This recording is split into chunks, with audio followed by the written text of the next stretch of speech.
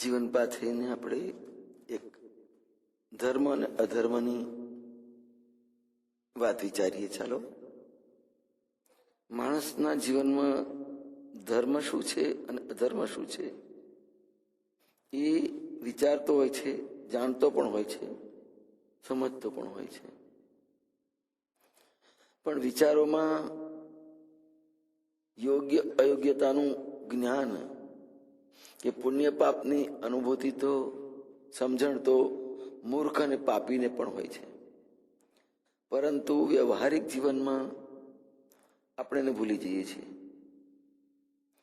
ધર્મને જાણવા છતાં પણ એમાં જોડાતા નથી અને અધર્મને જાણવા છતાં એ ત્યાં જતો નથી.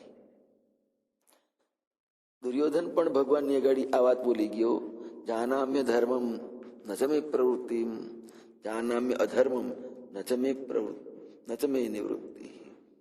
દુર્યોધન આ વાત જ્યારે ભગવાન કૃષ્ણ શાંતિના દૂત બનીને આવ્યા ત્યારે એમને કહી, દુર્યોધને જ કહી, અર્થાત ધર્મ અને અધર્મનો વિવેક બધાને જ હોય છે, બધા એ વાતો તો જાણે છે. આપણે પણ જો આ જ રીતે કોરી વાત ચર્ચા કરતા અને ફરતા રહીશું તો આપણું કોઈ પણ પ્રયોજન સિદ્ધ થવાનું નથી. જે બીજાને કહેવું અને કરાવવું હોય એનો અમલ કરાવવા માટે સૌથી પહેલી શરૂઆત આપણા પોતાનાથી થવી જોઈએ.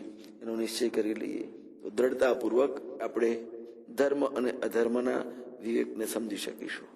જય મહારાજ.